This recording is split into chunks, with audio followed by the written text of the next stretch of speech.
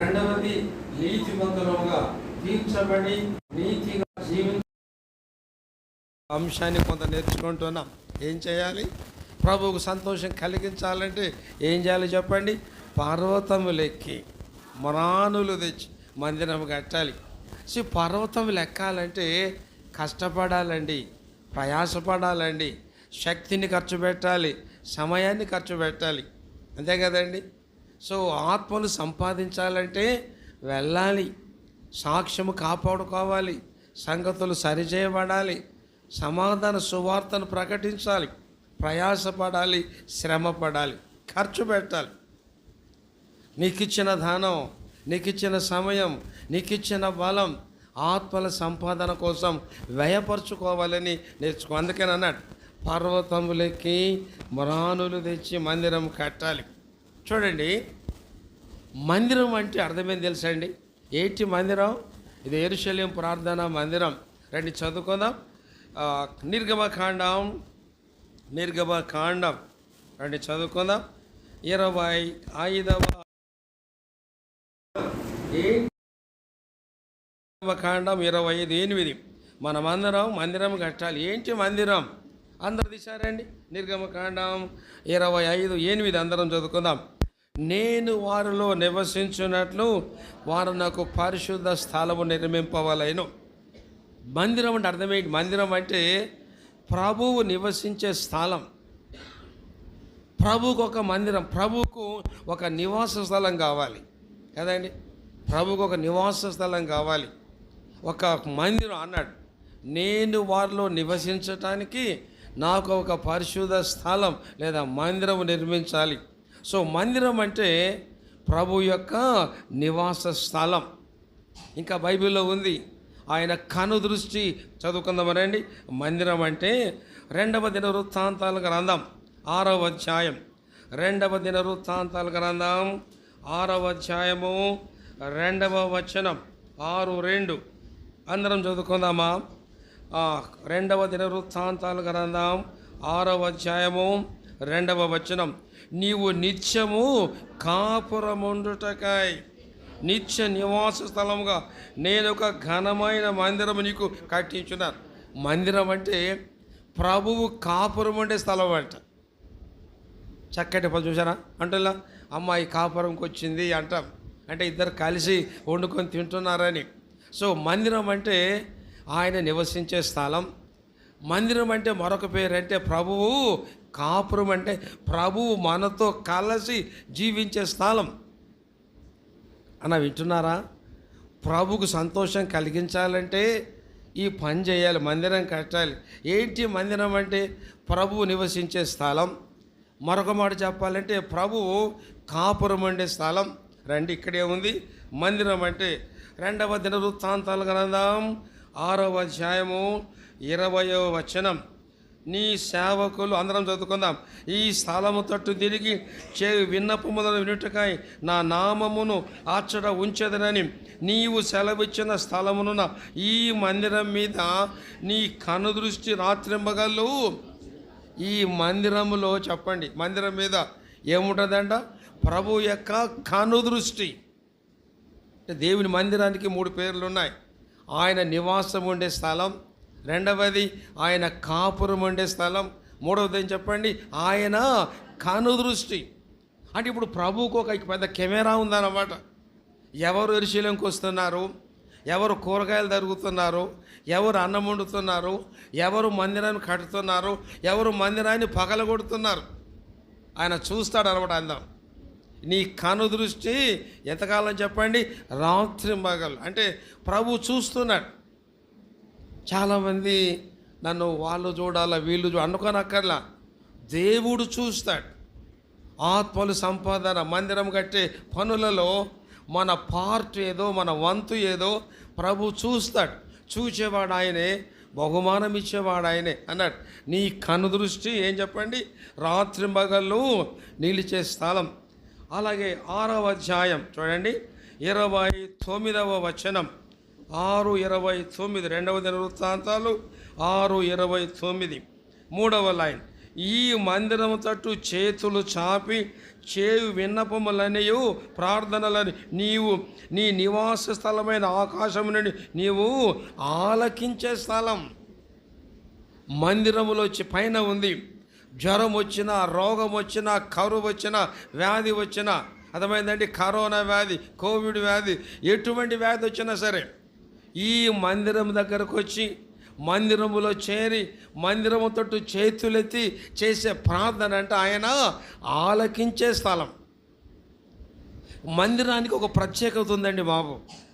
ఇంట్లో ప్రార్థన చేసుకోండి. అక్క అందరు వింటున్నారా? అక్క కొంచెం సీరియస్గా ఉన్నారు, కొంచెం వినాలి అక్క. వింటున్నారండి? ఇప్పుడు ఇంట్లో ప్రార్థన చేసుకోవాలి, బస్సు ఎక్కేటి ప్రార్థన చేసుకోవాలి, బస్సులో కూడా చేసుకోవచ్చు మెల్లగా, కుటుంబంతో కలిసి ప్రార్థన చేస్తాం. అలాగే మందిరముతో కలిసి నువ్వు ప్రార్థన చేయాలి. మందిరము ఆయన కోరుకున్న స్థలం, ఆయన నివాసం ఉండే స్థలం, కాపురం ఉండే స్థలం, ఆయన కనుదృష్టి ఉండే స్థలం. అలాగే మందిరములో చేసే ప్రార్థన ఆయన ఆలకించే స్థలం. చాలామంది మందిరానికి నిర్లక్ష్యం చేస్తారు. ఎందుకన్నా ఇంట్లో చేసుకోవచ్చు అంటారు. ఇంట్లో ఉంటే ఇంకా మందిరం ఎందుకురా బాబు? అర్థమైందా? కాబట్టి మందిరాన్ని ఎప్పుడు నిర్లక్ష్యం చేయకూడదు. ఇంట్లో ప్రార్థన చేసుకోండి, నీవు నీ భార్య నీ పిల్లలు ఇంట్లో చేసుకోండి. అలాగే మందిరములో జరిగే నియామక కూడికలు ఎందుకు? మందిరం కోరుకున్నాడు, ఆయన నివాసం ఉంటాడు, ఆయన కాపురం ఉంటాడు, ఆయన స్థలం, ఆయన కనుదృష్టి ఉంటుంది. ఇక్కడ చేసే ప్రార్థనలు ఆయన చెవియొగ్గి ఆలకిస్తాడు, జవాబిస్తాడు, స్వస్థపరుస్తాడు. అందువల్ల చాలామంది మందిరాన్ని నిర్లక్ష్యం చేస్తారు. అన్న చాలా దూరం ఉందన్న, ఇంట్లో చేపల కూర వండుకున్నామన్న, చుట్టపక్కలు వచ్చారన్న, అందరినీ తోలుకొని రండిరా బాబు, అది పాయింట్. అర్థమైందనా?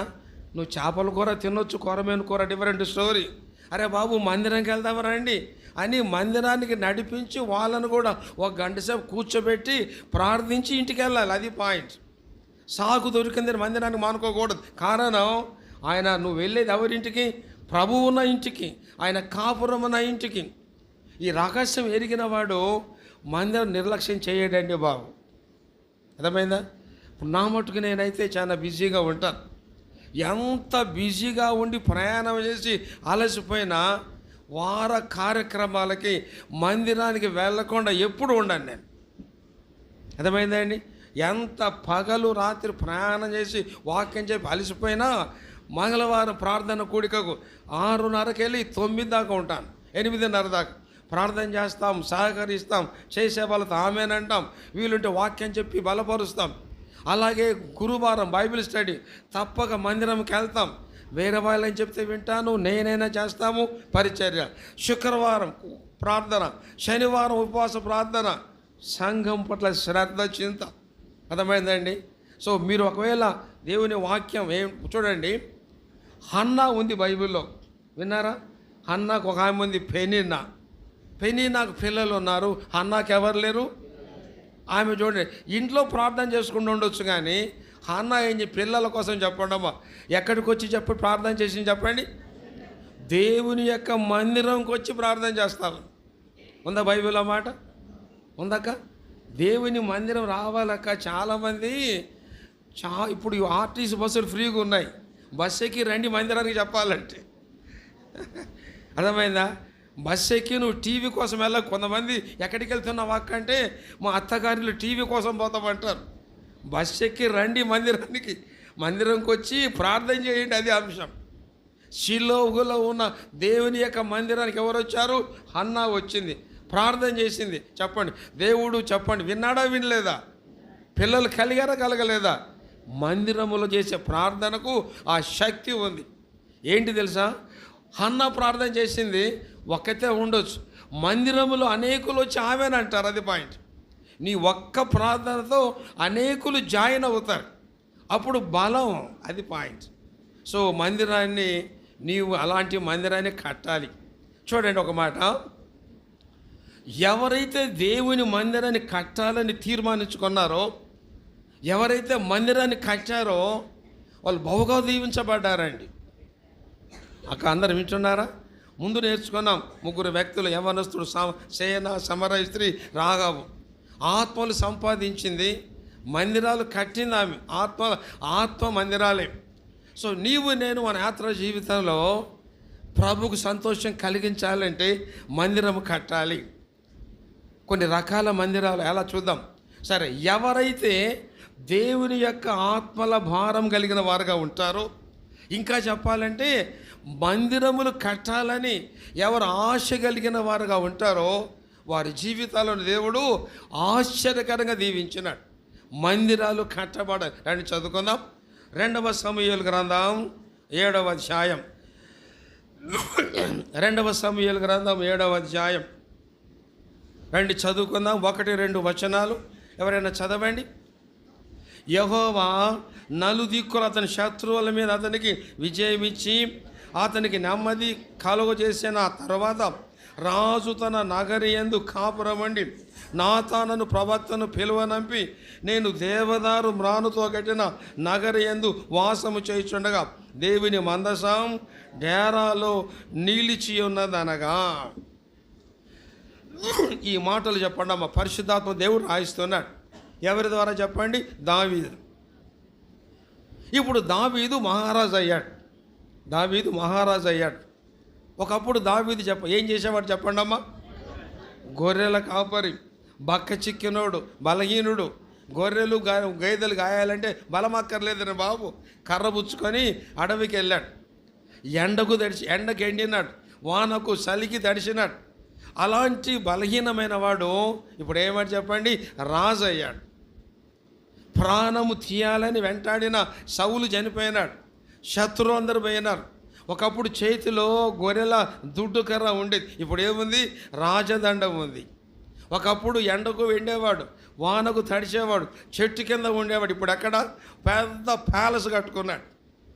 ప్యాలెస్లో ఉన్న తర్వాత ఇప్పుడు ఏంటంటే ఒక్కసారి నాతాను ప్రవక్తను పిలిచి అన్నాడు, నేను దేవదారు రానంటే మంచి సువాసన, మంచి చల్లగా ఉంటుంది. అటువంటి విలువైన ఖరీదైన నా యొక్క బంగ్లాలో ఉన్నాను. దేవుని మందసం చెప్పడమ్మా ఎక్కడుందటమ్మా? షామియానా కింద డేరాలలో ఉంది. అందరికి అర్థమవుతుంది అక్కగారు వింటున్నారా? రండి మళ్ళీ చదువుకుందాం ఒకసారి. ఏమన్నాడు? 2వ వచనం, నేను దేవదారు మ్రానుతో కట్టిన నగరి యందు నివాసము చేయుచుండగా దేవుని మందసం, అక్కడ చెప్పండి డేరాలు. అంటే డేరా అంటే షామియానా కింద ఉంది. అంటే అర్థం ఏంటి? ఇది బాగలేదండి, నా ఈ స్థితికి కారణము నా దేవుడే. ఒకప్పుడు నేను గొర్రెలు కాసేవాడిని, బలహీనమైన వాడిని. నన్ను దేవుడు ఏర్పరచుకున్నాడు, రాజుగా చేశాడు, మహారాజును అయ్యాను. కాబట్టి నన్ను ప్రేమించి నన్ను ఆశీర్వదించి నాకు ఈ స్థితిని కల్పించిన దేవునికి ఒక గొప్ప పని చేయాలి. అది తన తీర్మానం. ఏం పని చేయాలి? నేను ఇలా పెద్ద బంగ్లాలో ఉన్నాను, ఈ బంగ్లా కంటే మించిన బంగ్లా కట్టాలని నా దేవుడికి ఒక గొప్ప పని చేయాలని చెప్పి తీర్మానించుకున్నాడు. అంటే నాతాను అంటాడు, కింది నీకు తోచింది పని చేయమంటాడు. రాత్రి వేళ దేవుడు అంటాడు దావీదుతో, నువ్వు పోయి చెప్పమంటాడు. ఏమని? నీవు రక్తము ఒలికించినావయ్యా బాబు, ఊరియాను చంపావు, యుద్ధము చేసి అనేకులను చంపినావు, నీవు రక్తము ఒలికించిన వాడు కాబట్టి నీవు మందిరం కట్టకూడదు. కానీ చెప్పండి, ఎవరు మందిరం కట్టాలి? నీకు పుట్టబోవు కొడుకైనా సొలొమోను మందిరం కడతాను అంటాడు. అంటే నీ ఆశ మంచిదే, నువ్వు మందిరం కట్టకూడదు, కానీ నీ గర్భములు పుట్టబోయే ఎవరు చెప్పండి? సొలొమోను మందిరం. కింది వచనాల్లో ఉంది, ఇక్కడ చదువుకుందాం దయచేసి రండి. ఒక చక్కటి మాట ఉంది.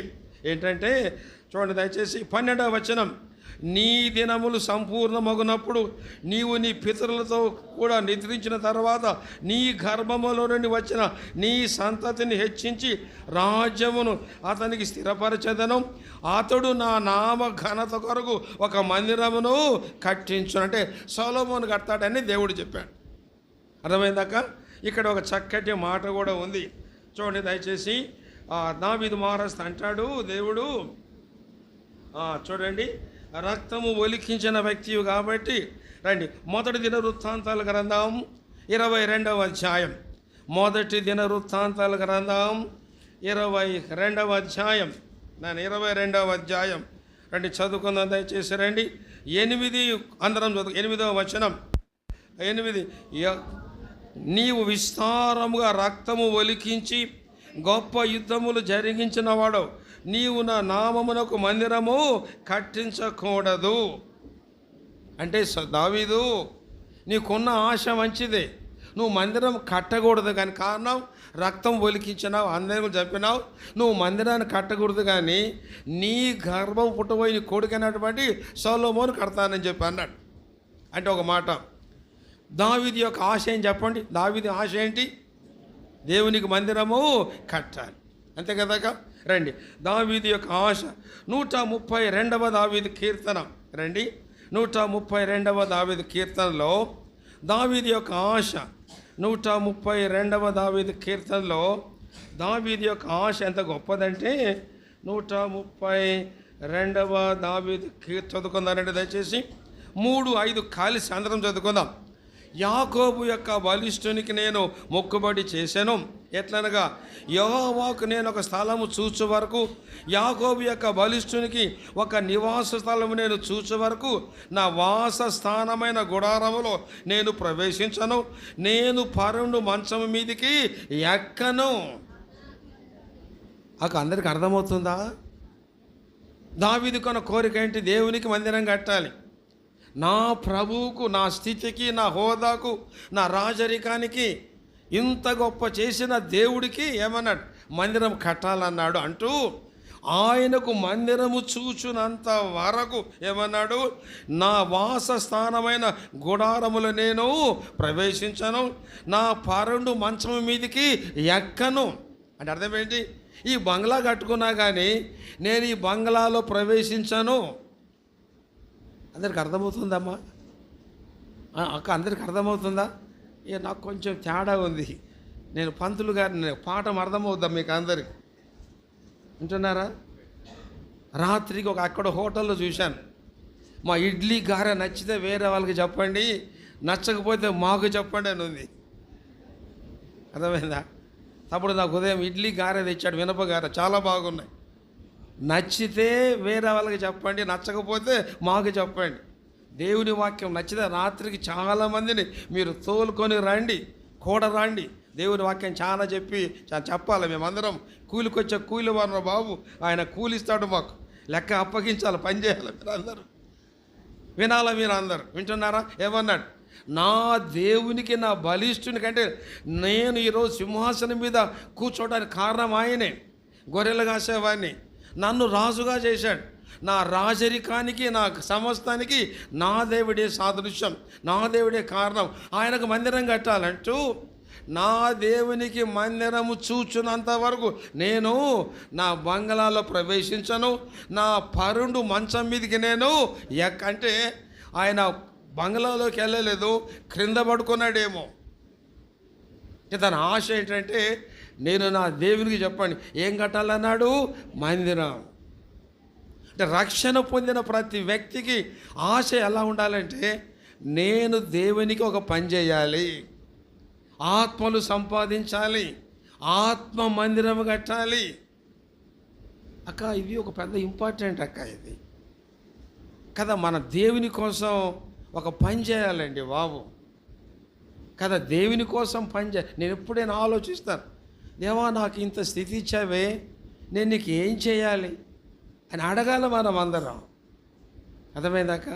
సరే, ఇప్పుడు దావీదు యొక్క కొడుకు ఎవరు చెప్పండి? సొలొమోను. సొలొమోను రాజు అవుతాడు. ఇప్పుడు ఈ మందిరం ఎవరు కట్టాలి చెప్పండి? సొలొమోను కదండి. మొదటి రాజుల గ్రంథం 5వ అధ్యాయం. మొదటి రాజుల గ్రంథం 5వ అధ్యాయం మొదటి వచనం. మొదటి రాజుల గ్రంథం 5వ అధ్యాయము మొదటి వచనం చదవండి దయచేసి. తరువాత తూరునకు రాజైన హీరాము తన తండ్రికి బదులుగా సొలొమోను పట్టాభిషేకము నొందెనని. ఇప్పుడు సొలొమోను రాజుగా పట్టాభిషేకం పొందాడు. వింటున్నారండి? ఇప్పుడు దావీదు తర్వాత రాజు అయింది ఎవరు చెప్పండి? సొలొమోను కదా. ఇప్పుడు సొలొమోను పట్టాభిషిక్తుడు, అంటే సొలొమోను రాజు అయ్యాడు. సొలొమోను రాజు అయ్యాడు కదా. ఒక చిన్న మాట, సొలొమోనుకు ఎంతమంది భార్యలు చెప్పండి? మొత్తం అఫీషియల్గా అన్అఫీషియల్గా ఎంతమంది అండి బాబు? అరే లెక్కలు దేవక్క, అక్క 1000 మందిని నువ్వు 1000 మందిని చేసుకోకూడదు, గుర్తుపెట్టుకోండి. కొత్త నిబంధన ప్రకారం ఏంటి రూలు? ఒక్క పురుషునికి ఎంతమంది భార్యలు ఉండాలా? ఒక్కరే ఉండాలి. ఒక్క స్త్రీకి ఎంతమంది భర్తలు ఉండాలి? ఒక్కరే ఉండాలకు, ఒక్కరే ఉండాలి. బైబిల్ న్యాయం, అర్థమైందా? సొలొమోనుకు 1000 మంది అని నువ్వు 10 మందికి వెళ్తే నిత్య నరకముల గ్యారెంటీగా ఉంటావు. ఒక్క పురుషునికి ఒక్క భార్య, ఒక్క స్త్రీకి ఒక భర్తే ఉండాలి, అర్థమైందా? ఎక్కడ ఇంట బయట నీ పొరుగువాని ఏది కూడా చెప్పండి ఆశించకు. బైబిల్లో నీ పొరుగువాని భార్యను లేదా నీ పొరుగువాని భర్తను ఆశిస్తే నిత్య నరకంలో ఉంటావు, గుర్తుపెట్టుకోండి. అర్థమైందండి? దేవుని మాకు ఉంది 10 ఆజ్ఞల్లో. నీ పొరుగువాని గాడిదను కూడా, గాడిద కాదు పొరుగువాని ఏది ఆశించకూడదు. సరే, విషయం ఏంటంటే ఇప్పుడు సొలొమోనుకు ఎంతమంది మొత్తం భార్యలు చెప్పండి? ఎంతమంది భార్యలు అండి బాబు? 1000 మంది మొత్తం పిల్ల జల్ల లెక్కేసి బీరకాయ సొరకాయ భార్యలు మొత్తం లెక్కేస్తే ఎంతమంది? 1000 మంది భార్యలు ఉన్నారు. వాళ్ళందరూ తొందరపై ఏమయ్యా బాబు 1000 మందిని చేసుకున్నాం, మాకు ఉండటానికి కొంప అంటే ఏంటి, గుడిసె కావాలి అడుగుతారు కదా. ఇప్పుడు రాజైన వెంటనే సొలొమోను ఏం చేయాలా? నేను రాజయ్యాను, అధికారం ఉంది, డబ్బు ఉందని 1000 మందికి పెద్ద బంగ్లాలు కట్టించాలి, అంతేనా? 1000 మందికి బంగ్లాలు కట్టించాలి. ఇప్పుడు విజయనగరం మహారాజు గారు ఉన్నారు, నేను చాలాసార్లు వెళ్ళాను. రాజుగారి బంగ్లా ఉందండి బాబు, కళ్ళు తిరిగిపోతాయి. ఎందుకు? వరంగల్లో ఆ రాజుగారి బంగ్లా పోయింది. ఎందుకు? హోస్పేట, హంపి, నేను తరచుగా పరిచయాలకు వెళ్తాను. కర్ణాటకలో కృష్ణదేవరాయల యొక్క బంగ్లాలు కూలబడిపోయినాయి. ఒక్కసారి ఊహిస్తే ఎంత బంగ్లాలు కట్టారో ఆ దినాల్లో. అంటే వాళ్ళకి చాలామంది అది వాళ్ళ లైఫ్, అది దాన్ని మనము బైబిల్ ప్రకారం తప్పు అనుకోండి, తప్పు. సరే, ఇప్పుడు సొలొమోనుకున్న భార్యలకు బ్రహ్మాండంగా రాజు అయినాడు, పట్టాభిషేకం అయినాడు, వెంటనే గృహాలు కట్టుకోవాలి. మనమందరం రాజు అయితే ముందు మన ఇల్లు కట్టుకుంటాం, మనము మన భార్యలు మన పిల్లలకు అన్నీ కట్టిస్తాం. తర్వాత ఉంటామో ఊడిపోతాం, వద్దురా బాబు, ముందు మనం చక్కబడదామని రాజు అయిన వెంటనే వీడి ఇల్లు, వీడి వాకిలి, భార్య, కొడుకు, కోడలు అందరికి ఇల్లు కట్టించి పడేస్తాడు కదా. ఇప్పుడు కొంతమంది మంత్రులు అవుతారు, రేపు నెక్స్ట్ అవుతాను లేదా ఉన్నప్పుడు ఏం చేయండి అందరికి కట్టించి పడేస్తాడు. ఇప్పుడు సొలొమోను చదువుకుందామండి. మొదటి రాజుల గ్రంథం 6వ అధ్యాయం 5:1 పట్టాభిషేకం పొందాడు. ఇప్పుడు రండి 6:1 అందరూ చదవండి. 5 ఇశ్రాయేలు ఐగుప్తు నుండి వచ్చిన 480వ సంవత్సరం అనగా సొలొమోను ఇశ్రాయేలు ఏలిన 4వ సంవత్సరమందు జీపను 2వ మాతడు యెహోవా మందిరమును కట్టింపనారంభించెను. అందరికి అర్థమవుతుందాక? ఎంతమంది మొత్తం భార్యలు చెప్పండి? 1000 మంది భార్యలు. ఎవరికి ఇల్లు వాకిలి కట్టకుండా సొలొమోను పట్టాభిషేకం పొందిన వెంటనే చెప్పండి ఏమి కట్టింపనారంభించాడు? దేవుని యొక్క మందిరం. ఇప్పుడు పేజీ తిప్పండి. మొదటి రాజుల గ్రంథం 6వ అధ్యాయము చివరి లైన్ 38వ వచనం అందరం చదువుకుందాం. 38వ వచనం 11వ సంవత్సరం బూలు అను 8వ మాసమున దాని ఏర్పాటు చొప్పున దాని ఉపభాగములన్నింటితోనూ మందిరము సమాప్తమాయను. 7 సంవత్సరములు సొలొమోను దానిని కట్టించుచుండెను. ఇప్పుడు దేవుని మందిరాన్ని చెప్పండి అమ్మ. సొలొమోను ఎన్ని ఏళ్ళు కట్టించాడు చెప్పండి? ఎన్ని సంవత్సరాలు? అంటే అంత బ్రహ్మాండం కట్టించినాడు. అంటే ఆ రోజులలో ఘనమైన మందిరం, ప్రపంచంలో అందమైంది, బలమైంది. ఎందుకంటే దేవుడు గొప్ప దేవుడు కాబట్టి గొప్ప మందిరం కట్టించాడు. ఎంతకాలం చెప్పండి ఎంతకాలం కట్టించాడు? 7 సంవత్సరాలు. ఇప్పుడు మందిరం అయిపోయింది, చూడండి చక్కగా ఉంది. మందిరము సమాప్తమాయను, మందిరం అంతా అయిపోయింది. ఇప్పుడు రండి 7వ అధ్యాయము 1వ వచనం అందరం చదువుకుందాం. సొలొమోను 13 సంవత్సరములు తన నగరను కట్టించుచునుండి దానిని అంతటిని ముగించాను. 7:1 సొలొమోను చెప్పండమ్మా ఏం కట్టించాడంట? ఏం కట్టించాడండి? తన నగరం, తన బంగ్లా, తన ప్యాలెస్. అందరికి అర్థమవుతుందా? ఏమన్నాడు? సొలొమోను 13 సంవత్సరములు తన నగరును కట్టించుచుండి దానిని అంతటిని ముగించాను. 13 సంవత్సరాలు తన భార్యలకు, ఉపపత్నులకు, పని వాళ్ళకు ఒక పెద్ద బంగ్లా కట్టుకున్నాడు. ఎంతకాలం నుంచి కట్టి చెప్పండి? 13. అంటే ఒక ప్రశ్న, తన భార్యలకు, పని వారికి, తన నివాసానికి తన బంగ్లా కట్టక ముందు చెప్పండమ్మా, సొలొమోను మహారాజు దేన్ని కట్టించాడు? ఏం కట్టించాడు? అది ఇంపార్టెంట్. మనమందరం ముందు మన ఇల్లు కట్టుకుంటాం, దేవుని మందిరం తర్వాత అనుకుంటాం. అందుకే మనం దీవించబడమండి బాబు. అర్థమైందాక? దేవుని వాక్యం చాలామందికి రహస్యం తేలిక నష్టపోతూ ఉంటారు కదా. ముందు నా ఇల్లు, నా భార్య, నేను ఒరే పిచ్చోడా, నువ్వు దేవుడి పని చేస్తే దేవుడు ముందు నీ పని చేస్తాడు. దేవుని మందిరం కడితే దేవుడు నీ ఇల్లు కడతాడు. గుర్తుపెట్టుకోండి. దేవుడి పని చేస్తే ముందు దేవుని పని, దేవుడు మన పని చేస్తాడు. మరొక మాట, దేవుని మందిరం కడితే దేవుడు మన ఇల్లు కడతాడు. సొలొమోను మహారాజు గొప్ప ఐశ్వర్యవంతుడు, ధనధాన్యం సమృద్ధిగా ఉంది. 1000 మంది తొందర పెడుతుంటారేమో, ఏంటయ్యా బాబు నన్ను పెళ్లి చేసుకున్నావు, ఇల్లు లేదు, వాక్యం లేదు, మంచం లేదు, కంచం లేదు అని దెబ్బలాడి ఉండొచ్చునేమో. నోరు మూసుకుంటా నాయన అని అంటాడు. ముందు నా దేవునికి మందిరం కట్టాలి. మా నాన్నగారు కడతానన్నాడు, దేవుడు కట్టొద్దన్నాడు, నన్ను కట్టమన్నాడు. సో మా దేవునికి మందిరం నేను కట్టాలని వీళ్ళందరూ కేకలేసి గగ్గోలు. కొందరు అంటారు, ఏమయ్యా పెళ్లి చేసుకున్నావు, మంచం లేదు, కంచం లేదంటే మనం వెంటనే పరిగెత్తి మంచం గించం కొనేస్తూ ఉంటాం. దావీదేమో కింద పడుకున్నాడు, బంగ్లాకి వెళ్ళలేదు. ఈయన చెప్పండి 13 సంవత్సరాలు తన బంగ్లా కట్టకముందు చెప్పండి అమ్మా, 7 సంవత్సరాలు దేన్ని కట్టాడు? దేవుని. అది అందుకే దీవించబడ్డారండి బాబు. అందువల్ల ఏంటి మన జీవితంలో. సరే రండి నెక్స్ట్ చూద్దాం రండి. 7వ అధ్యాయం నేను చదువుకుందానండి దయచేసి. 7వ అధ్యాయంలో చదువుకుందానండి. 6వ వచనం లేదా 7:2 వచనం. 7:2 అందరం చదువుకుందాం. మరియు అతడు లెబానోను అరణ్యపు నగరును కట్టించెను. లెబానోను అరణ్యంలో ఒక బంగ్లా. లెబానోను అరణ్యపు నగరం అంటే లెబానోను ఒక దేశము, లెబానోను అడవి. అడవిలో ఒక పెద్ద బంగ్లా కట్టుకున్నాడు. అంటే షికారుకు పోతే చల్లటి అడవిలో ఉండటానికి అక్కడ బంగ్లా కట్టుకున్నాడు. అర్థమైందానా? లెబానోను అరణ్యములో నగరు కట్టించుకున్నాడు. తర్వాత 6వ వచనం. మరియు అతడు స్తంభములు గల ఒక మంటపమును కట్టించెను. అర్థమైందా? 7వ వచనం. తర్వాత తాను తీర్పు తీర్చ కూర్చుండుటకై ఒక అధికార మంటపమును కట్టించెను. అర్థమైందక్క? అంటే ఇప్పుడు లెబానోను అరణ్యములో మందిరం కట్టాడు. 6వ వచనములో ఒక మంటపమును కట్టించాడు. 7వ వచనములో తన తీర్పు తీర్చడానికి ఒక అధికార మందిరం కట్టాడు. అలాగే చూడు 8వ వచనం అందరం చదువుకుందాం. లోపలి ఆవరణములో తన నివాస ఇంటిని ఆ విధంగా కట్టించాను. తన నివాసం ఇంటిని 8వ వచనంలో. మరియు సొలొమోను తాను వివాహమైన ఫరో కుమార్తెకు ఈ మంటపము వంటి ఒక మంటపమును, ఒక నగరును కట్టించెను. ఇవన్నీ కట్టించాడు అన్నాడు. శ్రేష్టమైన మాట ఏంటంటే ఇవన్నీ కట్టించకముందు సొలొమోను చెప్పండమ్మా దేన్ని కట్టించాడు? అందరికి అర్థమవుతుందాక? అడవిలో మందిరం కట్టాడు, భార్యలకు మందిరం కట్టాడు, తన తీర్పు తీర్చే పెద్ద మంటపం కట్టాడు.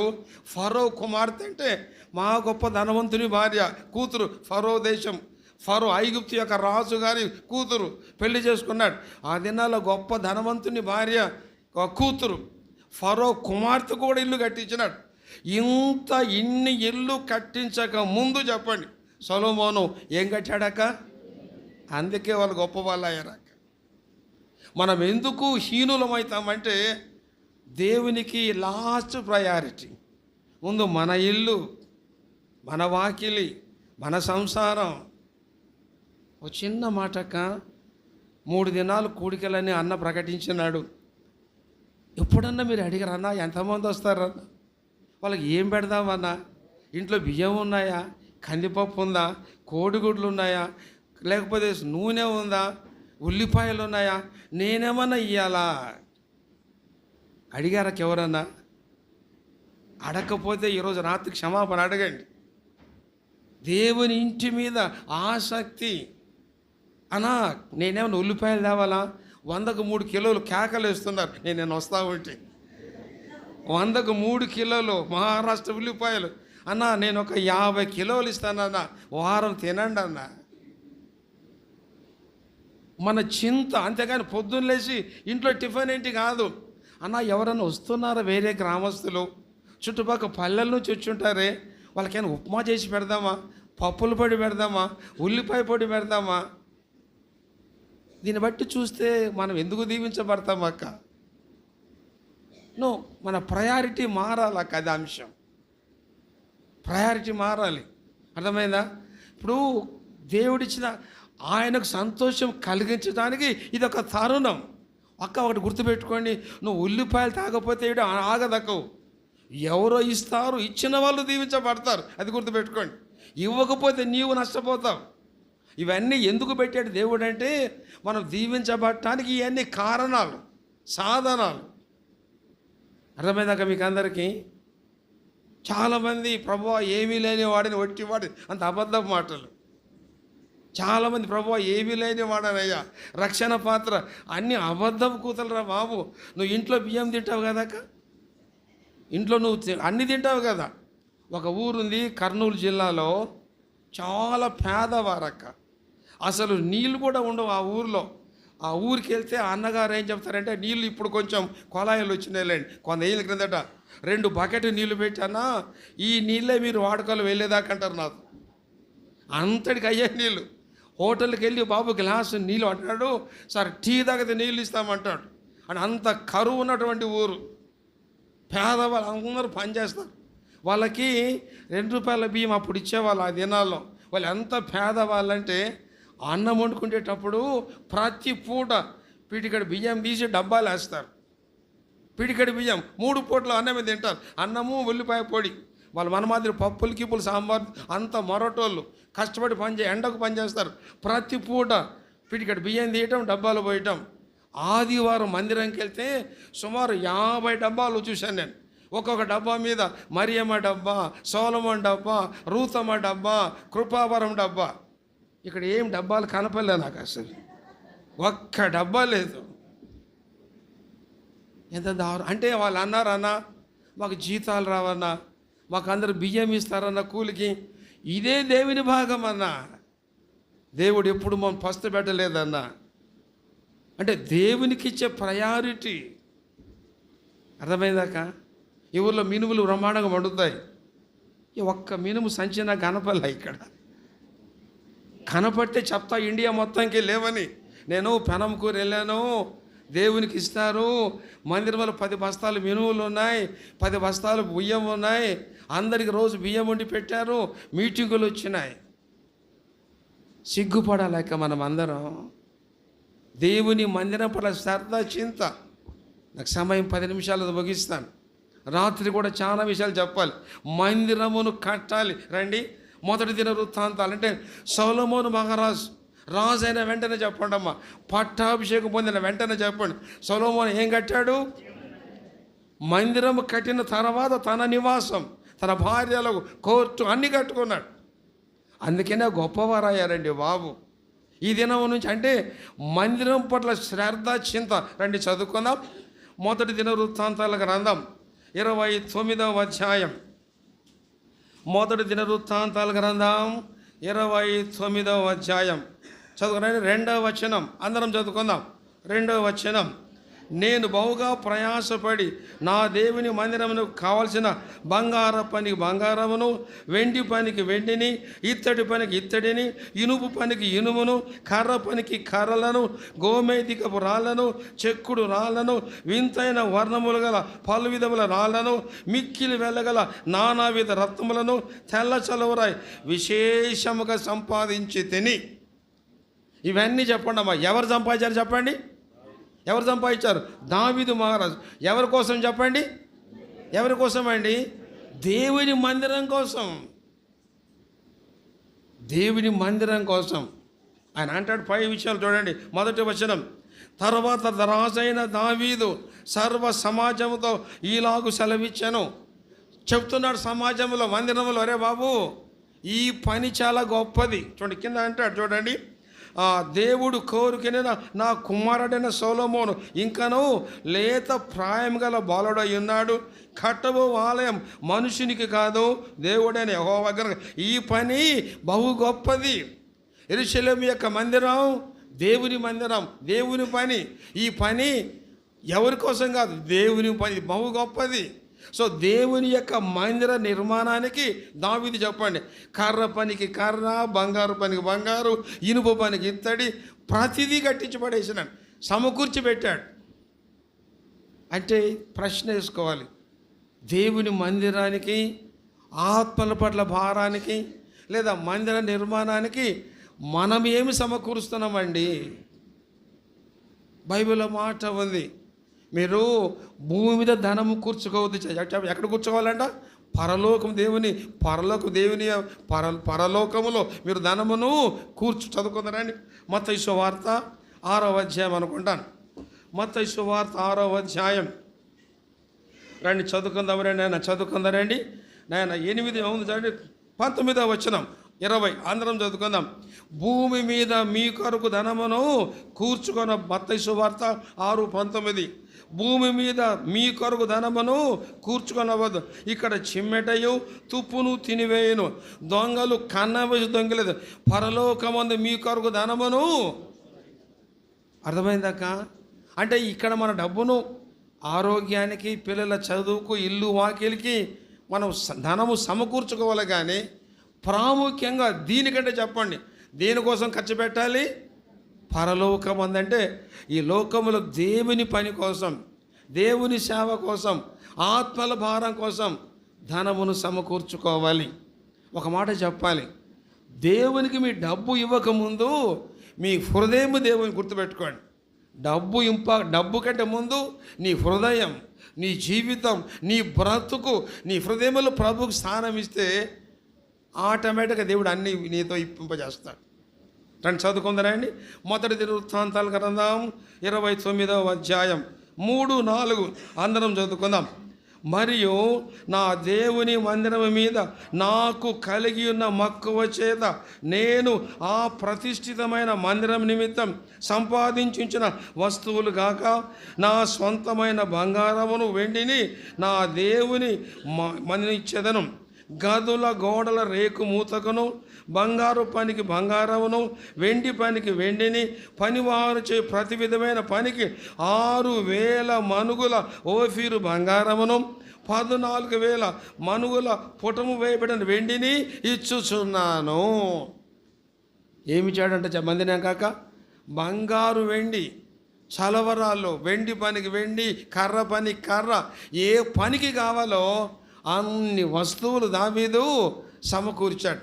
ఒక చక్కటి చూడండి దయచేసి 3వ వచనం అందరం చదువుకుందాం. మరియు నా దేవుని మందిరం మీద ఏముందంట? నాకు కలిగి ఉన్న మక్కువ అంటే ఏంటన్నా? ప్రేమ కదరా బాబు. మక్కువ అంటే చచ్చేంత ప్రేమ, కరెక్ట్ వర్డ్. మక్కువ అంటే ప్రేమ కాదు. ఏంటి అర్థం చెప్పండి? చచ్చేంత ప్రేమ.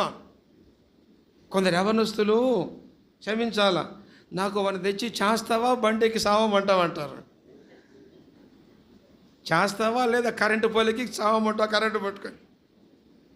అది చచ్చేంత అలా చేయకండి యవనస్తులు. ఇక్కడ ఎవరు యవనస్తులు లేరు కదండి. ఈసారి అన్నగారికి చెప్పాలా, ఒకరోజు యూత్ క్యాంప్ పెట్టాలి, ఈ యొక్క మొత్తాన్ని పిలుచుకోవచ్చు. నాలాంటి వాడు పంతులు వచ్చి వాక్యం చెప్పాలి అందరికీ. ఇక్కడ అన్న పీటర్ ఉన్నాడు ఉయ్యూరులో. ఇలాంటి క్యాంపులు పెట్టాలండి. యవనస్తుల కూడికలు, ప్రత్యేక కూడికలు పెట్టాలి. ఎప్పుడో ఉగాదికి శివరాత్రి పెట్టకూడదు. అప్పుడు సంఘము రీఛార్జింగ్ కావాలి, సెల్ ఫోన్ ఛార్జ్ అయినట్టు. అర్థమైందండి? సరే, ఇప్పుడు దావీదు మహారాజు ఇవన్నీ వస్తువులు ఇవ్వటానికి ఏంటి ప్రధాన కారణం చెప్పండి? మందిరం మీద దానికి ఏం కలిగిందంట? మక్కువ అంటే చచ్చిపోయేంత ప్రేమ. అది కరెక్ట్ వర్డ్. అక్క మందిరం మీద కట్టాలని ఆశ కలిగింది. దేవుడు అన్నాడు కట్టొద్దు అన్నాడు. అయితే వస్తువులు సమకూర్చమన్నాడు అంతే. కట్టొద్దు అన్నాడు కానీ కట్టదని వస్తువులు చేయొద్దని చెప్పలా. నా కొడుకు కట్టాలండి, నేను కట్టను కానీ కట్టబోయే వాడికి సమకూరుస్తున్నాను అంటే అర్థం ఏంటి? అన్నగారు సేవ చేస్తున్నారు, మందిరం కట్టాలి, ఆయనకు వీలవ్వదు. ఈ పని గొప్పది. మనం ఎలాంటి వారం ఉండాలంటే కట్టేవాడికి సహకరించే వారంగా ఉండాలి, కట్టేవాడికి తోడ్పడే వారంగా ఉండాలి. అన్న మందిరం కడుతున్నారు అన్న, ఇదిగో 4 సంచులు సిమెంటు, 100 ఇటుకలు, ఒక 10 కిలోల బియ్యం, చక్కెర, పంచదార.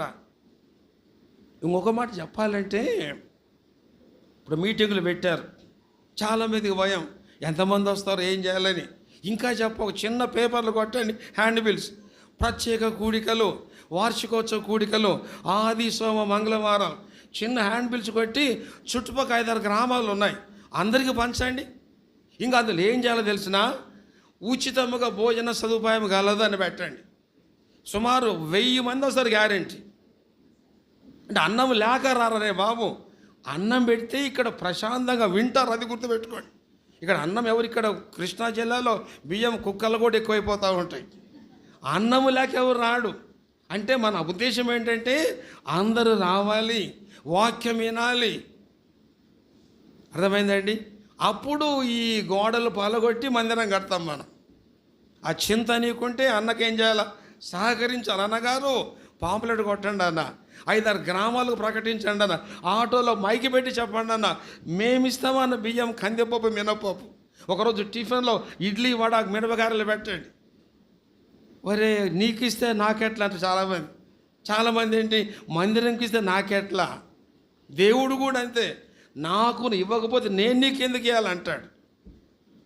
ఇవ్వటం నేర్చుకుందామన్నా. ఎందుకు ఇస్తామంటే మందిరం మీద ఏముండాలి చెప్పండి, మక్కువ. మందిరం మీద ప్రేమ. మందిరం కట్టాలి. మందిరం అంటే ప్రభు నివసించే స్థలం.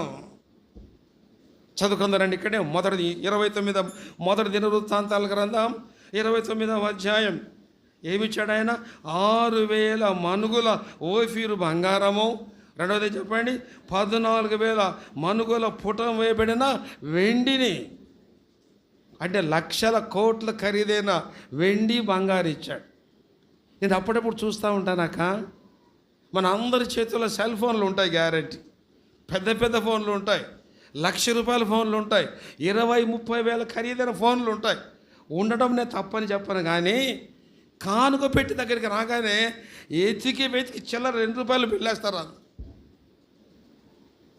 అర్థమైందన్నా? ఆ మంది హైదరాబాద్కి వెళ్ళాను ప్రత్యేక కూడికలకి. ఒక బ్రదర్ వచ్చాడు, మెడలో పెద్ద చూడగానే మంచి అట్టహాసం పట్టపొగలుగా ఉన్నాడు. అంటే ఏంటి, బట్టలు గిట్టలు దర్జాగా ఉన్నాడు. పెద్ద కారులో వచ్చాడు. అక్కగారు కూడా మంచి ఖరీదైన చీరలు, 2 పిల్లలు, వాళ్ళు కూడా చక్కగా మంచి విలువైన బట్టలు కట్టుకున్నారు. తప్పని నేను చెప్పను. సో జేబులో పెద్ద సెల్ ఫోన్ కనపడుతుంది. సెల్ ఫోన్ చూడగానే అది మంచి ఖరీదైన సెల్ ఫోన్. చేతికి పెద్ద బ్రాస్లెట్ ఉంది. అంటే ఉండటం తప్పని కాదు, వేసుకోకూడదు. సరే, చేతికి బంగారు చైన్ ఉంది. మెడలో ఈయన కూడా 2-3 తులాల బంగారు ఉంది. అక్కగారి మెడలో 10 తులాల బంగారులు ఉన్నాయి. ఆమెకు 4 గాజులు ఉన్నాయి. అంటే మొత్తం చెప్పాలంటే కొన్ని లక్షల ఖరీదు బంగారం అంత ఉంది. అది ఫస్ట్ వీక్. అందరికి జీతాలు వచ్చినాయి. తెల్ల చొక్కా, తెల్ల ప్యాంట్ వేసుకున్నాడు. ఆ రోజు ₹2,000 ఉన్నాయి. అప్పుడు ఇప్పుడు 2,000 లేవు కదా, ₹2,000 ఉన్నాయి. అప్పుడు జేబులో చూడగానే ₹2,000 కట్టలు కనపడుతున్నాయి నాకు. సరే, వాక్యం అంతా విన్నాడు. కానుకలు వేస్తూ ఉన్నారు. ఎందుకు నా దృష్టి అతని మీద పడింది. ఇంత వాక్యం విన్నాడు, ఎంత వేస్తాడో సందా అనుకున్నాను నేను. ₹2,000 వేస్తాడేమో, దశంభాగంలో కొంత అని అనుకున్నాను. ఆఖరికి ఏం తెలిసినా, నేను చూస్తున్నా సీక్రెట్గా ఎలా చేస్తాడని చెప్పి మొత్తము చిల్లరంతా తీసి పక్కన పెట్టి క్రింద ₹20 నోటు ఉంది. ఒకటి ₹20 నోటు వేస్తున్నాడు దౌర్భాగ్యుడు. ఉంగరాలు దీనికి 4, దీనికి 4, ఒక ₹30,000 సెల్ ఫోన్. ఈయనకు 30,000, భార్యకు 30,000, పిల్లల కాడ ఫోన్లు ఉన్నాయి. ఎంత దౌర్భాగ్యం అండి. దేవునికి ఇవ్వటం నేర్చుకోండి అక్క. దావీదు మహారాజ్ వేల కొలది, టన్నుల కొలది బంగారు, టన్నుల కొలది వెండి ఇచ్చినాడు. కారణం, మందిరం మీద దావీదుకి ఏముంది చెప్పండి? మక్కువ. అంటే చచ్చేంత ప్రేమ. కరెక్ట్ వర్డ్, అమితమైన ప్రేమ. నా ప్రభువు నాకు కావాలి, నా మందిరం నా దేవుని కట్టాలి అన్న. ఇవ్వటం నేర్చుకోండి అక్క. డబ్బులు ఇవ్వకముందు మీ హృదయం దేవునికి ఇవ్వండి. Most important. 4 రకాల మందిరాలు కట్టాలి అక్క. సమయం ముగించాలి 5 నిమిషాలకి. మనం కట్టే మందిరాలు 4 రకాల మందిరాలు. రాత్రికి చెప్పి ముగిస్తాను నేను. ఒక 2-3 దినాలు అంటే బాగుండేది. అర్థమైందాక మన అందరి జీవితాల్లో చెప్పండమ్మా, యేసు ప్రభుకి ఏం కలిగించాలి? దుఃఖం కలిగించకూడదురా బాబు. నీ తల్లికి తండ్రికి కన్నీరు కలిగిస్తే నీవు శపించబడతావు. పరలోకపు తండ్రికి కూడా దుఃఖం కలిగిస్తే నువ్వు దీవించబడవు. ఆయన కరుణా సమృద్ధుడు, చూస్తున్నాడు. ఒక్కసారి కన్ను తెరిస్తే మనం భస్మైపోతాం. చూస్తున్నాడు పెనమకూరులో ఇంకా మనుషులు మారుతారేమని జాలి కలిగి చేతులు చాపుతున్నాడు మనిషి. మనం ఆయన జాలిని వీక్నెస్గా బలహీనంగా తీసుకోకూడదు. ఆయన కోపడక ముందే, అగ్ని మన మీద రాజేయక ముందే, ప్రభువా నా బ్రతుకులో నీకు దుఃఖం కలిగించానయ్యా, ఇక నుంచి సంతోషం కలిగిస్తాను ప్రభువా. నంబర్ 1, నేను మారు మనసు పొందుతాను, పొందిన వ్యక్తిని నీతిగా జీవిస్తాను. 3వది, ఆత్మల పట్ల భారము కలిగి ఉంటాను. మందిరములు కట్టాలి. మందిరాన్ని ప్రేమించి మందిరం పట్ల శ్రద్ధ చింత కలిగి నువ్వు చేసే ప్రతి పని పరలోకంలో రికార్డ్ అయిపోదు. గుర్తుపెట్టుకోండి. నువ్వు మందిరాన్ని ప్రేమించి చేసే ప్రతి పని, అంతేగాని అబద్ధంతో ఏమీ లేనివాడనయ్యా, వట్టివాడనయ్యా అని ఈ మాటలు, దొంగ మాటలు పలకండి. అర్థమైందా? నా దేవుని మందిరం, నా దేవుని ఇల్లు నేను కట్టాలి. కట్టేదానికి నాకు ఇచ్చిన శక్తి. ఒక మాట చెప్పి నేను ముగిస్తాను. చూడండి, మందిరం కట్టే విధానంలో ప్రతి ఒక్కడికి అవకాశం ఉంది. ప్రతి ఒక్కడికి దేవుడు తరుణం ఇస్తాడు. నీ స్థితి కొలది, నీ గతి కొలది, నీ యొక్క శక్తిని బట్టి మందిరం కట్టేదానికి నీ వంతు నువ్వు చేయాలి. మనం నిన్న విన్నాం, 5 తలాంతులు గలవాడు, 2 తలాంతులు గలవాడు, 1 తలాంతు గలవాడు. ఎవని సామర్థ్యం చొప్పున, అంటే అర్థమేంటి? నీవు 5 తలాంతులు గలవాడైతే ఆ రీతిగా పనిచేయి. 2 తలాంతులు పొందిన వ్యక్తి అయితే ఆ స్థితిలో నువ్వు చేయి. 1 తలాంతు పొందితే నేరం మోపకుండా వాని అలాగే నువ్వు పనిచేయి. అర్థమైందా? నువ్వు చిన్న వ్యక్తి, ప్రభువా నా స్థితి ఇది, ఇదిగో 10 రూపాయలు ఇస్తున్నాను. మళ్ళీ అబద్ధం చెప్పకూడదు. నీకు 1000 రూపాయలు ఇస్తూ ఉంటే 10 రూపాయలు ఇవ్వకూడదు. అది మళ్ళీ ప్రభువా నా స్థితి ఇదయ్యా, ఏదో 10 కిలోలు బియ్యం ఇస్తున్నాను, లేదా 100 కోడిగుడ్లు ఇస్తున్నాను, 4 కిలోలు చికెన్ ఇస్తున్నాను, నీ శక్తి కొలది. చూడండి ఇంకొక మాట, 5 తలాంతులు గలవాడు ఏం చేశాడు? 5 సంపాదించినాడు. 2 తలాంతులు గలవాడు 2 1 తలాంతు వాడు భూమిలో చెప్పాడు. ఈ ముగ్గురులో చెప్పండి అమ్మా, ఎవరు గొప్ప వ్యక్తులు చెప్పండి? ముగ్గురులో ఎవరు గొప్ప వ్యక్తులు చెప్పండి? ఒక్క మాట వినండి. ఇప్పుడు 5 తలాంతులు వాడు 5 సంపాదించినాడు. సరే, వాడి స్థితి. 1 తలాంతు వాడు బుద్ధిహీనుడై నాశపెట్టాడు. 2 తలాంతులు గలవాడు 5 తలాంతుల వాడిని చూలా. యజమాని వానికి 5 ఇచ్చావు, నాకెందుకు 2 ఇచ్చావు దెబ్బలాడలా. నా సామర్థ్యం ప్రభువుకు తెలుసు, నా యజమాని నాకు 2 ఇచ్చినాడు. యజమానితో దెబ్బలాడలేదు, 5 తలాంతులు పొందిన వానితో అసూయపడలేదు. నా స్థితికి 2 ఇచ్చావయ్యా చాలు, అంతే. సో యజమానితో దెబ్బలాడలేదు, 5 తలాంతులు పొందిన వానితో దెబ్బలాడలేదు. నా స్థితికి 2 ఇచ్చావయ్యా చాలు ప్రభువా. 2వది, 1 తలాంతు ఇచ్చిన వాడిని కూడా తెలియవాడు. 1 తలాంతు ఇచ్చిన వాడిని చూస్తే వాడు ఏం చేయొచ్చు? వీడు సోమరుడైనాడు, చెడ్డవాడైనాడు, భూమిలో దాచిపెట్టాడు. ఒకవేళ వీడు వాణ్ణి చూస్తే వీడు సోమరుడయ్యేవాడు, చెడ్డవాడయ్యాడు, అయ్యేవాడు, దెబ్బలాడేవాడు, భూమిలో దాచిపెట్టేవాడు. వీడిని కూడా చూడలేదన్నమాట. ఒకవేళ ఒక్క తలాంతు వాడిని చూస్తే వీడు గర్వించేవాడేమో, చూడు నేను నీకంటే పెద్ద మనగాన్ని, నాకు 2 తలాంతులు ఇచ్చాడని చెప్పి గర్వించేవాడేమో. 1 తలాంతు వాడిని చూడలేదు, గర్వించలేదు, అసూయపడలేదు, వాడిని ద్వేషించలేదు, భూమిలో దాచిపెట్టలేదు. 5 తలాంతులు పొందిన వాడిని కూడా చూడలేదు. నాకు వాడొద్దు, వీడొద్దు. 5 తలాంతులు వాడొద్దు, 1 తలాంతు వాడొద్దు. నాకు ఇచ్చింది 2 తలాంతులు, నేను నా ప్రభు పని చేస్తాను. వాడు శ్రేష్టమైన వాడు. మందిరంలో చాలామంది ఉన్నారు. నీకు 100 బస్తాలు బండొచ్చు, 10 బస్తాలు బండొచ్చు, లేదా 20 కిలోలు మామూలు 2 రూపాయల బియ్యం నీకు ఇవ్వచ్చునేమో. ఎవరిని చూడొద్దు. నీకు ఇచ్చిన సమయాన్ని, నీకు ఇచ్చిన జ్ఞానాన్ని, నీకు ఇచ్చిన ధనాన్ని, నీకు ఇచ్చిన బలాన్ని ప్రభు భాగం తెచ్చి ప్రభు మందిరములు అర్పించి, అయ్యా అన్నగారు దేవుని మందిర నిర్మాణానికి నాకు ఇచ్చిన దాంట్లో నీకు ఇస్తున్నాను ప్రభు. ఆ 2 తలాంతులు గలవాడు, బుద్ధి గలవాడు. యజమాని కోసం పనిచేసినవాడు పైవాడు. మన మందిరంలో ఎప్పుడు ఎలా ఉంటామంటే ఇచ్చినంత తృప్తి పడ మనం అందరం బాబు, లేని దానికి ప్రాకులాడతాం, ఉన్నవారి మీద కోపడతా ఉంటాం. అది మన పాయింట్. అంత అర్థమైందాక? ఉన్నదాంతో తృప్తి పడం, లేని దానికోసం ప్రాకులాడతాం, ఎవరికన్నా ఉంటే అసూయపడతాం. అది మన జబ్బు. అర్థమైందా? నువ్వు ఇంట్లో అన్నము వంకాయ కూర తింటున్నావు, దేవా నాకు అన్నము ఉల్లిపాయ కూర చాలు, అంతేగాని పక్కింట్లో బిర్యానీ వాసన వస్తుంది, కొరమైన వాసన వస్తుంది అంటే నీకు ఉన్న పప్పు కూర అది గుర్తుపెట్టుకోండి. దేవుని మందిరం అందరం ఎలా, ప్రభువా నన్ను ఏర్పరచుకున్నావయ్యా, నీకు స్తోత్రం. సొలొమోను మహారాజు అద్భుతమైన మందిరం కట్టాడు. ఎంతకాలం చెప్పండి? 7 సంవత్సరాలు. మందిరం కట్టిన తర్వాత తన నగరు, అడవిలో, ఎడారిలో, కోట, తీర్పు, అందరికీ తన భార్యలకు చక్కటి మందిరం. అంటే వారి జీవితంలో దావీదు రాజు అయిన వెంటనే మందిరం కట్టాలన్నాడు. సొలొమోను రాజు అయినాక మందిరం కట్టాడు. అందుకే దీవించబడ్డారు. మనం కూడా దీవించబడాలంటే, ప్రభుకు సంతోషం కలిగించాలంటే పర్వతములెక్కి ఏం తేవాలా? మ్రాను తెచ్చి. పర్వతం లెక్కాలంటే కష్టపడాలి, సమయం తీసుకోవాలి, శ్రమ పడాలి. ఒక మొద్దు నరకాలంటే ఒక దెబ్బతో మొద్దు తెగదండి బాబు, కొట్టాల తెగేదాకా నరకాలి. అంటే బలము, శక్తి, సహనం, ఓర్పిక. ఆత్మలు సంపాదించాలంటే అలాంటి ఓర్పు. అప్పుడు మందిరం కడితే మందిరంలో దేవుని యొక్క మహిమ నిండబడుతుంది. 4 రకాల మందిరాలు కట్టాలి మనమందరం. వీళ్ళైతే రాత్రికి మీరు అందరు రండి. 4 రకాల మందిరాలు. ఏంటి? ప్రభు నివసించే స్థలం, ఆయనకు సంతోషం కలిగించాలంటే మనమందరం మందిరాలు కట్టాలి. 4 రకాల మందిరాలు కట్టాలి మనమందరం. తలలో వంచని ప్రార్థన చేసుకుందాం. ఈ మధ్యాహ్నం అందరూ త్వరగా కళ్ళు మూసుకోనండి ఒక్క క్షణం.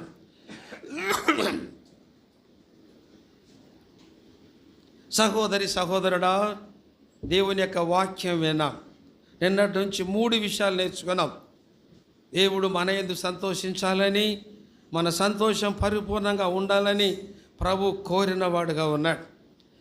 ఆయనకు సంతోషం సంఖ్యాకాండ 14:8 ప్రకారం ఆ మంచి దేశం కనానులో చేరుస్తాడు, పరమ కనానులో చేరుస్తాడు. పరమ కనానులో, పరమ యెరూషలేములో చేరాలంటే ఆయనకు సంతోషం కలిగించాలి. మారు మనసు పొందడం ద్వారా పరలోకం ప్రవేశిస్తాం. నీతిమంతులంగా జీవిస్తే ఆయన సంతోషం కలిగిస్తాం, దీవించబడతాం. పర్వతములెక్కి మ్రానులు తెచ్చి మందిరం కట్టితే యెహోవానగు దేవుడు సంతోషించువాడుగా ఉన్నాడు. మందిరం కట్టితేనే ఆశీర్వాదాలు, అనేక ఆత్మలు బలపడతాయి. ఆయన కాపురం ఉండే స్థలం, నివాసం ఉండే స్థలం, ప్రార్థన ఆలకించే స్థలం, జవాబిచ్చే స్థలం. మందిరం కట్టాలని, దేవునికి సంతోషం కలిగించాలని ఆజ్ఞాపించబడుతున్నాం. సహోదరి సహోదరుడా, ఇంతకాలం నీ యొక్క దేవుని మందిరం కట్టకపోతే ఎంతో నష్టపోతున్నాం.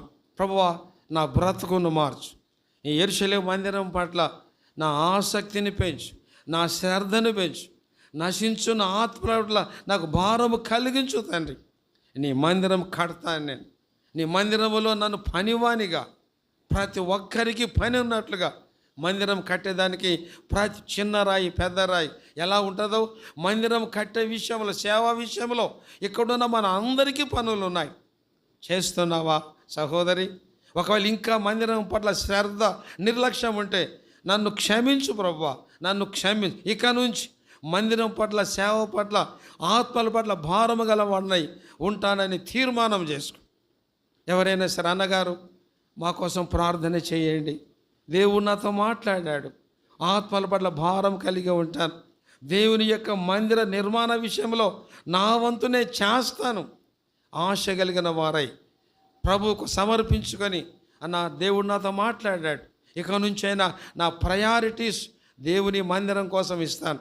నా శక్తి కొలది మందిరం మీద మక్కువ కలిగిన వాడనై, మక్కువ కలిగిన దాననై దేవుని పని చేస్తానని తీర్మానించుకునే వారు ప్రార్థన సహాయం కోరితే ఒక్క క్షణం తలలో వంచండి, కళ్ళు మూసుకోనండి. ఉన్న చోటనే మీరు చెయ్యెత్తి చూపితే మీకోసం నేను ప్రార్థన చేస్తాను. ప్రభువు చూస్తున్నాడు, నీ తీర్మానం దీవిస్తాడు. ఈ రోజు నుంచైనా సరే దేవుని మందిర నిర్మాణానికి నిన్ను ఒక పాత్రగా, ఒక సాక్షిగా, ఒక సాధనంగా, ఒక పనిముట్టుగా వాడుకుంటాడు. అలాంటి వ్యక్తి నీవైతే నేడే సమర్పణ దినం, నేడే సమర్పించుకో. ప్రభువు నీ సమర్పణను ఆశీర్వదిస్తాడు. ఎవరైనా ఉన్నారా? అన్న నా కోసం ప్రార్థన చేయండి, నేను ఈ రోజు నుంచి దేవుని మందిరం కోసం పనిచేస్తాను. సహోదరి, గాడ్ బ్లెస్ యూ. ఎవరైనా ఉన్నారా? సిగ్గుపాటు ఎవరు చూడకండి.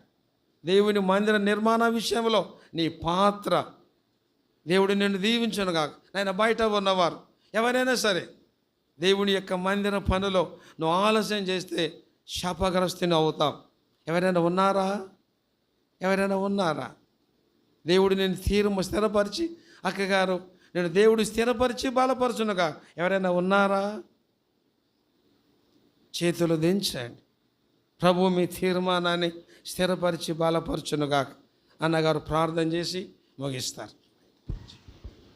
చల్లపల్లి పీటర్ అన్న.